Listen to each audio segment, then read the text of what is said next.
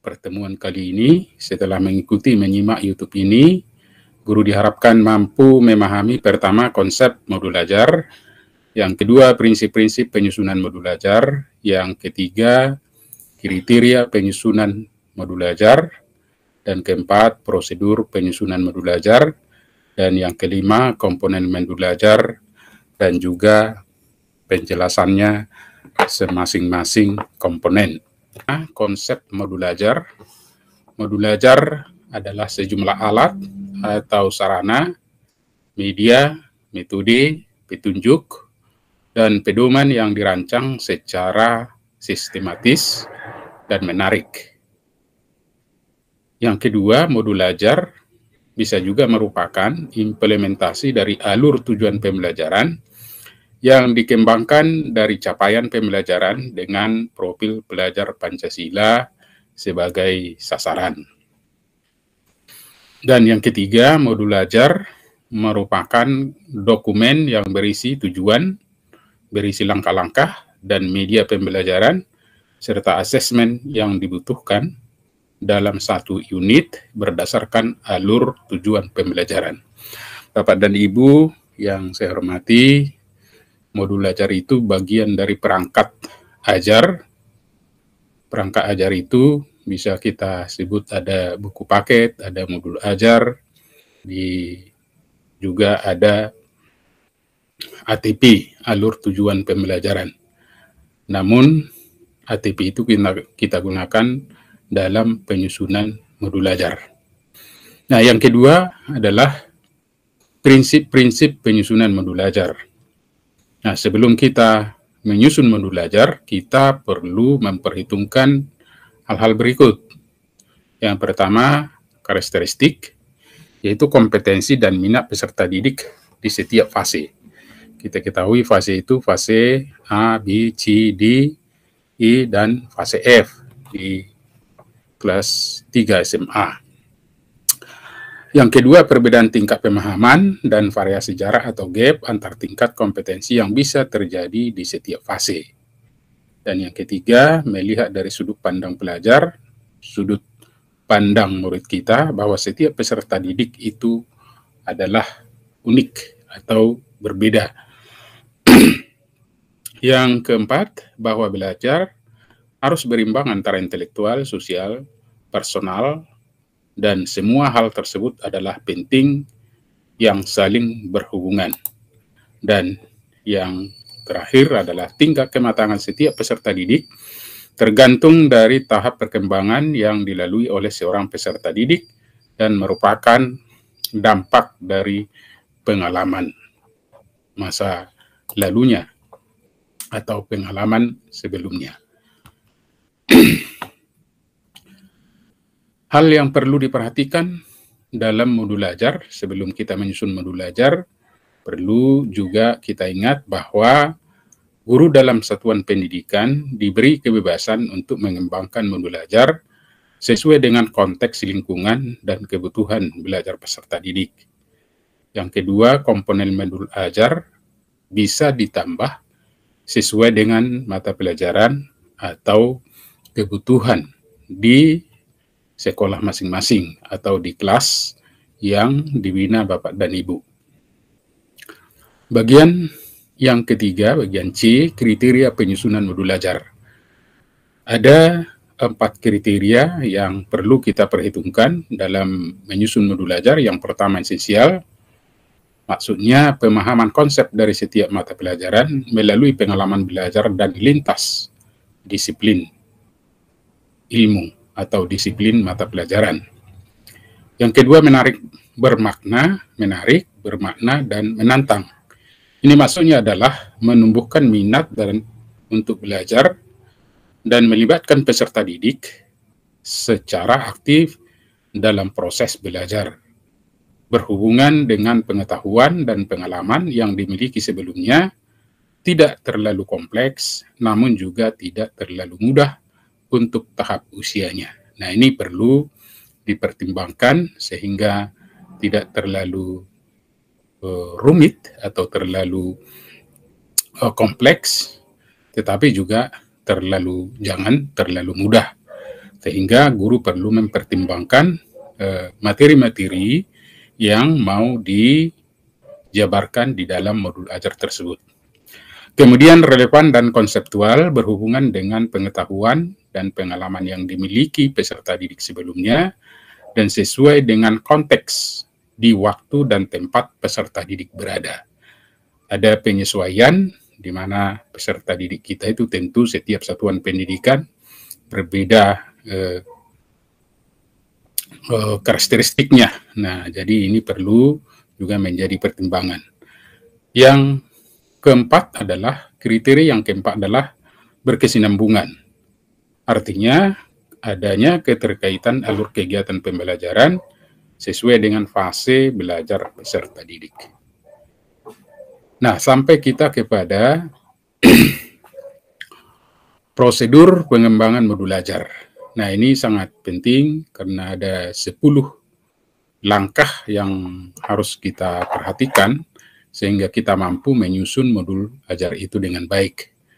Pertama adalah melakukan analisis atau menganalisis kondisi kebutuhan peserta didik, guru, serta satuan pendidikan di mana modul ajar ini mau kita gunakan. Yang kedua, tentu melakukan asesmen diagnostik terhadap kondisi dan kebutuhan peserta didik, terutama yang berkaitan dengan tes diagnostik kognitif menjadi materi prasyarat dalam mengikuti materi-materi selanjutnya. Yang ketiga, kita melakukan identifikasi dan menentukan dimensi profil Pancasila yang akan dicapai. Ini kita tentukan dari capaian pembelajaran. Nah, boleh ditentukan 1 atau 2 atau 3, tetapi tidak harus ke-6 dimensi dari profil belajar Pancasila tersebut. Yang keempat, memilih tujuan pembelajaran dari alur tujuan pembelajaran berdasarkan capaian pembelajaran yang akan dikembangkan di dalam modul ajar. Jadi kita pilih, boleh saja satu modul ajar yang dibahas adalah satu tujuan pembelajaran atau beberapa tujuan pembelajaran yang saling berkaitan dituangkan di dalam satu modul ajar. Kemudian langkah yang kelima, merencanakan jenis dan teknik instrumen asesmen yang akan kita gunakan. Nah, ini nanti akan kita lihat lagi karena asesmen ini bisa asesmen diagnostik, formatif, dan sumatif yang akan kita gunakan.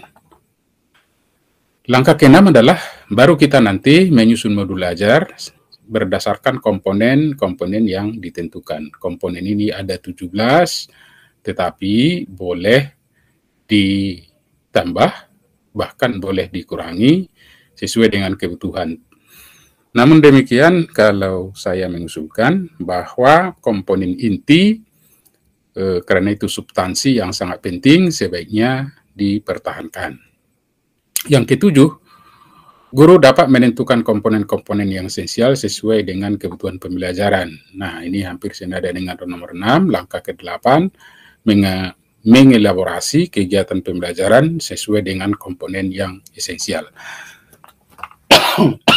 Maaf, disinilah nanti yang kita lakukan bagaimana proses pembelajaran, terutama kita mengetahui di dalam pembelajaran sekolah penggerak itu bagaimana kita melaksanakan dengan pendekatan berdiferensiasi. Artinya kita harus menghargai perbedaan kecepatan belajar peserta didik dan juga gaya gaya belajarnya, sehingga guru dapat memberikan bantuan. Yang ke-9, modul ajar siap digunakan. Dan yang ke-10, evaluasi dan melakukan pengembangan modul. Artinya setelah modul ini digunakan, maka guru perlu lagi melakukan evaluasi perbaikan bagian-bagian mana saja yang perlu direvisi atau ditambah sehingga modul belajar yang akan kita gunakan ini ke depannya semakin sempurna. Selanjutnya, Bapak dan Ibu, kalau kita lihat komponen modul belajar ada 3, ada informasi umum, ada komponen inti, ada lampiran. Nah, mari kita lihat secara keseluruhan komponen itu. Komponen secara keseluruhan informasi umum terdiri dari identitas sekolah, kompetensi awal, profil belajar Pancasila, sarana dan prasarana, target peserta didik, model yang digunakan. Kemudian dari poin 7, nomor 7 sampai nomor 13 ini disebut dengan komponen inti. Terdiri dari tujuan pembelajaran, pemahaman bermakna, pertanyaan pemantik, kegiatan pembelajaran, asesmen, pengayaan dan remedial, refleksi peserta didik, dan guru. Nah, komponen yang ketiga, komponen lampiran, terdiri dari lembar kerja peserta didik, bahan bacaan guru dan peserta didik, dan glosarium, dan ke-17 atau yang terakhir adalah daftar pustaka.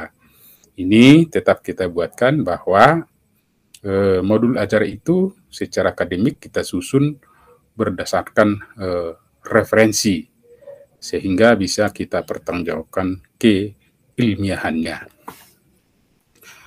Bapak dan Ibu, mari kita lihat penjelasan komponen modul ajar itu satu persatu.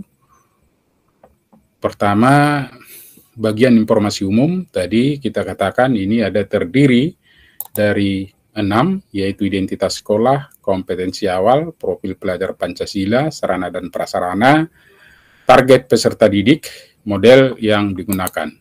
Nah, sekarang apa saja yang kita isikan di dalam informasi umum ini? Yang pertama, pada identitas, kita menuliskan nama penyusun, lembaga atau institusi, kemudian tahun disusunnya modul belajar tersebut.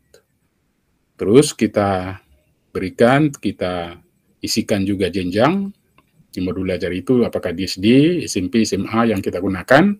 Kita isikan kelas, fase, dan juga alokasi waktu dalam menggunakan atau proses belajar mengajar dengan menggunakan modul ini, berapa alokasi waktu yang kita tentukan. Yang kedua, kompetensi awal. Kompetensi awal itu adalah pengetahuan atau keterampilan yang perlu dimiliki siswa sebelum mempelajari topik tertentu.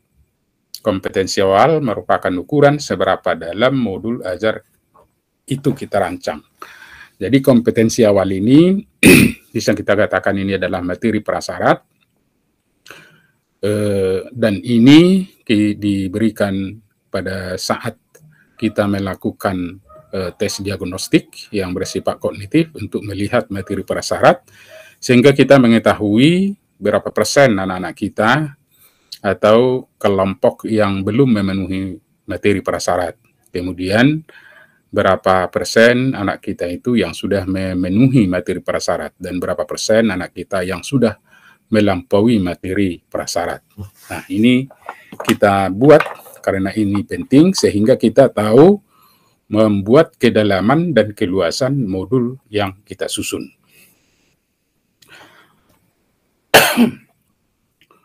Yang ketiga adalah profil pelajar Pancasila. Tadi sudah kita jelaskan. Ini merupakan tujuan akhir dari suatu kegiatan pembelajaran yang berkaitan erat dengan pembentukan karakter peserta didik. Jadi profil pelajar Pancasila dapat tercermin dalam konten yang kita buat maupun dalam pembelajaran.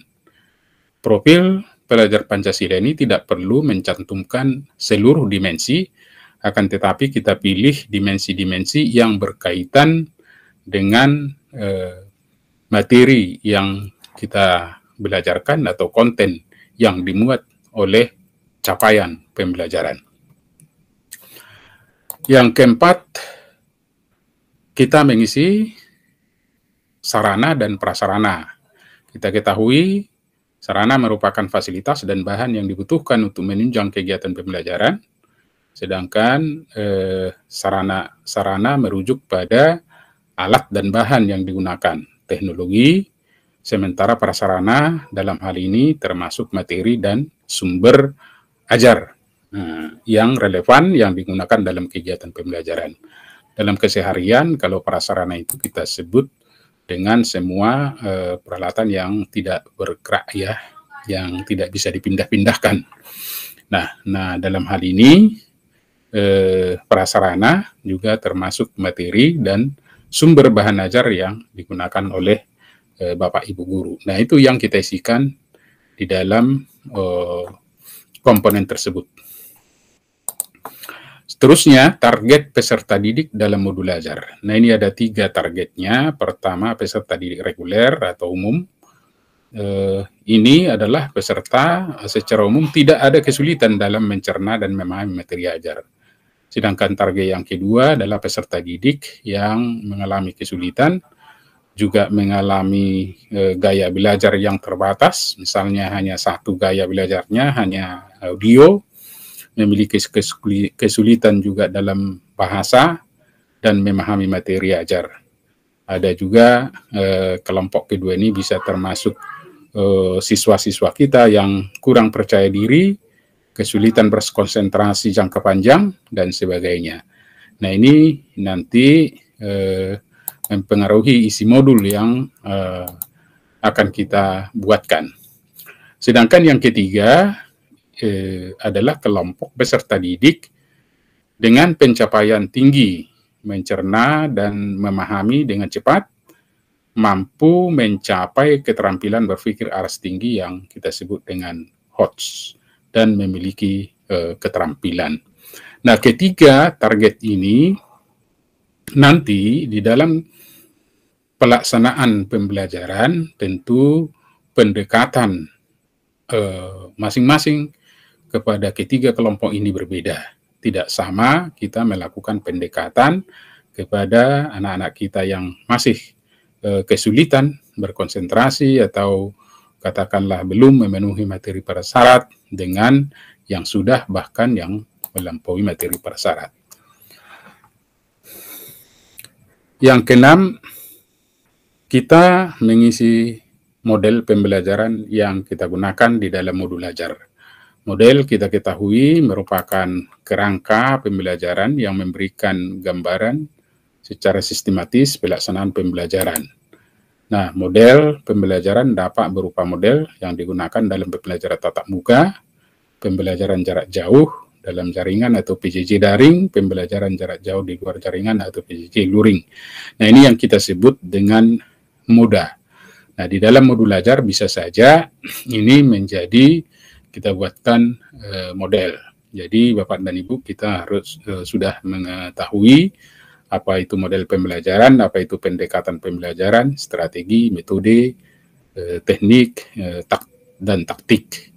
Nah, ini Bapak Ibu saya kira sudah bisa memahami itu, sehingga di dalam modul ajar itu kita isikan model pembelajaran yang kita tuliskan. Misalnya ada problem based learning, ada pembelajaran berbasis game, ada pembelajaran berbasis proyek, ada STEM, dan sebagainya.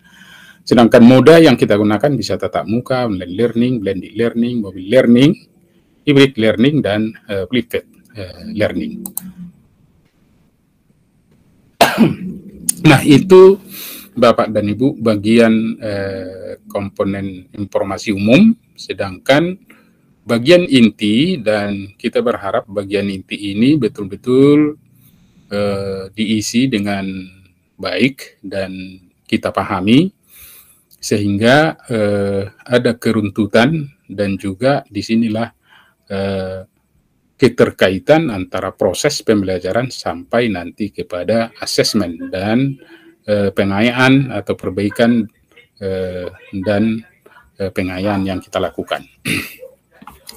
Dalam komponen inti modul ajar ada 7. Pertama, ada tujuan pembelajaran, ada pemahaman bermakna, ini bermakna. Kemudian yang ketiga, pertanyaan pemantik. Yang keempat, kegiatan pembelajaran. Yang kelima, asesmen. Yang keenam, pengayaan dan remedial. Dan yang ketujuh adalah refleksi peserta didik dan guru. Mari kita lihat satu persatu. Tujuan pembelajaran kita di dalam modul itu, kita membuat tujuan pembelajaran yang kita rumuskan. Kita ketahui rumusan tujuan pembelajaran itu minimal ada memuat kompetensi dan juga konten. Kalau boleh lebih lengkap kalau ada 3. Yang pertama kompetensi, konten, dan variasi.